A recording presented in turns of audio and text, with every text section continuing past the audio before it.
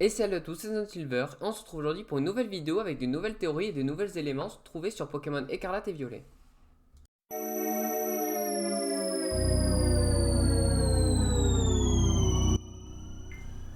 Je pense que chacun d'entre vous a pu remarquer que 6 antennes surplombent la zone 0. Pourtant, aucune action n'est possible avec elles. Mais si on se penche un peu dessus, on remarque un logo sur la parabole de celle-ci, logo que l'on va retrouver également dans la salle principale du portail 0, mais également devant la porte de celle-ci, sur les pavés, et à quelques endroits comme des containers au sous-sol, qui semble être visiblement le logo de l'expédition du professeur, avec une inscription en 4 lettres qui n'est malheureusement pas déchiffrable. Avec cela, on peut donc en déduire que ces antennes appartiennent à l'expédition qui a eu lieu récemment, à celle du professeur, et non pas celle qui a eu lieu il y a 87 ans. Toutes les antennes sont identiques sauf deux qui sont recouvertes de lierre. Elles possèdent tout un cœur en forme d'hexagone qui nous rappelle la théorie sur le légendaire.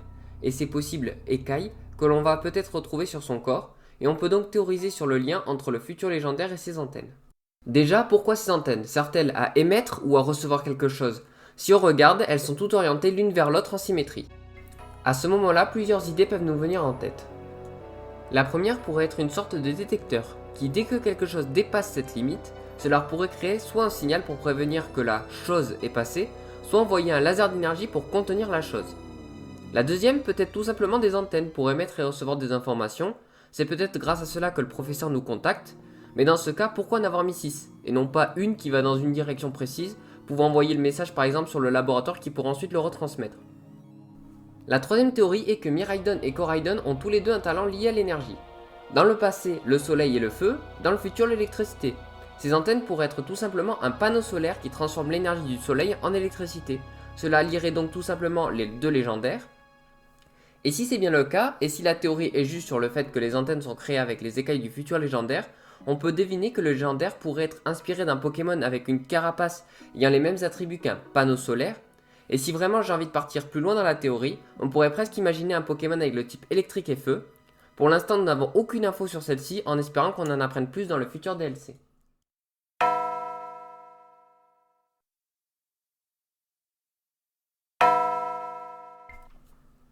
A chaque nouvelle génération, des gens essayent de s'amuser à deviner la nouvelle mécanique qu'il y aura dans les futurs jeux, en se basant sur les logos.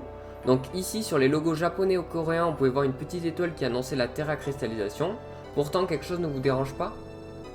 On a souvent pu voir que la terracristallisation était représentée par une émeraude qu'on retrouve chez le laboratoire du professeur sur son écran, mais également sur les Pokémon terracristallisés eux-mêmes.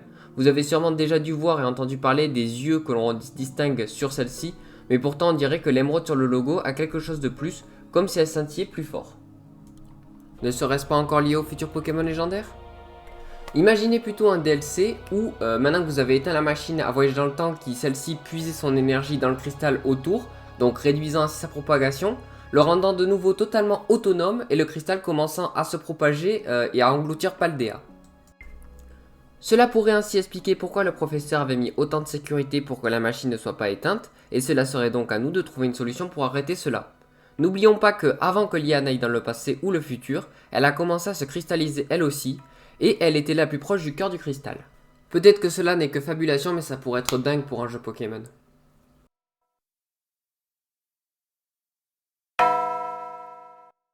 Dans le portail de la zone 0, il y a deux choses qui peuvent nous faire nous poser des questions. La première, qui est assez peu visible, c'est lorsqu'on prend la porte jaune. Juste avant de se jeter dans le vide, on peut voir à gauche de la salle une sorte de porte verrouillée avec des rails au sol qui en sortent. On peut se demander s'il n'y a pas caché dedans le véhicule ou l'objet qui a permis au professeur de descendre dans le cratère. Mais ce qui nous intéresse le plus ici, c'est plutôt la deuxième porte. Lorsqu'on joue au scénario, on va emprunter la porte jaune qui va nous descendre au sous-sol du portail 0 pour ensuite partir dans le cratère de Paldea. Ayant joué à Pokémon Écarlate, je me suis dit, ah ben comme je joue à Écarlate, j'emprunte la porte jaune, et ceux qui ont joué à Violet vont sûrement emprunter la porte violette. J'en ai parlé un petit peu avec un pote qui jouait à la version violet, et il m'a demandé la même question, est-ce que toi aussi tu as emprunté la porte jaune? Du coup je me suis dit, oh, lui aussi a emprunté la porte jaune, donc qu'est-ce qui se cache derrière la porte violette? Dans les jeux Pokémon, quand une porte n'est pas prenable, elle est souvent un peu plus terne que les autres. Elle n'est pas mise en avant, ni mise en valeur, et on comprend direct qu'on ne peut pas la prendre. Mais là, cette porte nous est clairement un peu mise en avant, mais on ne sait pas où elle peut mener. Deux possibilités sont donc alors émises. La première est que cela mène dans un autre étage du portail 0, peut-être dans un laboratoire du professeur ou autre, qui pourrait faire avancer l'histoire.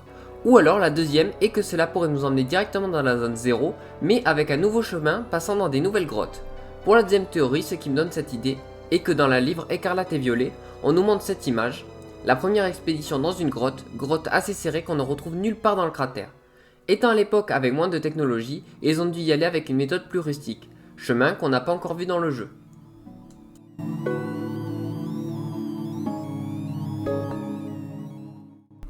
Dans ma vidéo sur les secrets de Pokémon Écarlate et Violet, je vous ai parlé de 4 symboles qui apparaissaient sur les 4 coins du logo du jeu, mais également aux 4 coins des pages sur le livre Écarlate et Violet. Un avec un symbole qui est identique à celui de la stèle, qui est trouvable au fond du cratère 0. Un qui ressemble au glyphe que l'on peut trouver dans la zone 0 également, dans la zone où on peut trouver Rugilune, au fond d'une grotte. Un qui ressemble à un hexagone, hexagone qui revient assez souvent dans le jeu et qui a sûrement un lien avec la terre à cristallisation et le futur légendaire. Et enfin, un que je n'ai retrouvé nulle part ailleurs, mais ça c'est ce que je vous disais dans la dernière vidéo, parce qu'en cherchant un petit peu, j'ai réussi à le trouver ailleurs. Un endroit un peu caché car il apparaît dans le laboratoire du professeur, en tout petit, sur un tableau en haut à droite. Certes, le logo n'est pas identique au premier logo, mais si on s'y penche, on s'en rapproche vraiment énormément. Bah vous me direz alors normal, c'est normal, elle a vu dans le livre, elle a juste redessiné. Ok, j'entends, mais dans ce cas-là, pourquoi elle l'a pas redessiné exactement comme sur le livre? Si jamais elle l'aurait vu, elle l'aurait juste dessiné correctement. Non, on dirait plutôt que c'est après de nombreux calculs qu'elle est arrivée à dessiner celui-ci et à trouver quelque chose d'approximatif et de très proche mais pas identique. Mais du coup, d'où vient ce logo et qu'est-ce qu'il signifie? Affaire à suivre. Je continue de chercher le moindre détail pour continuer à théoriser sur les futurs jeux. Donc en essayant de jamais partir trop loin non plus. Même si pour la théorie sur le Pokémon électrique feu, on est au courant de rien du tout. C'est juste ma propre idée. Ce qui m'a un peu poussé à vous la dire quand même, c'est que Game Freak en ce moment aime bien donner des nouveaux doubles types aux Pokémon ou des doubles types assez rares. Hein. Donc comme normal et plante pour le Pokémon Olive par exemple. Et ressortir des types assez peu fréquents ou du style feu-poison pour Pyrax du futur. Dans tous les cas, je compte continuer mon enquête. N'hésitez pas à vous abonner si cette vidéo vous a plu et si vous voulez en savoir plus. Et moi, je vous dis à la prochaine pour une prochaine vidéo.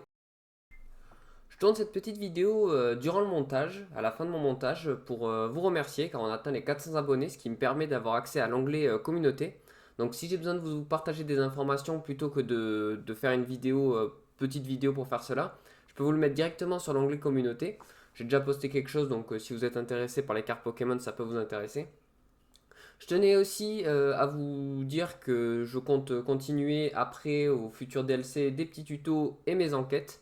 Donc si vraiment ce genre de vidéo vous intéresse, hein, ben, je compte continuer à en faire, même si là il risque d'y avoir une petite pause, on va dire, le temps qu'il y ait du renouveau sur le jeu. Et voilà, donc j'espère en tout cas que vous continuerez de me suivre et que mon contenu continuera de vous plaire. Et je vous dis à la prochaine pour une prochaine vidéo.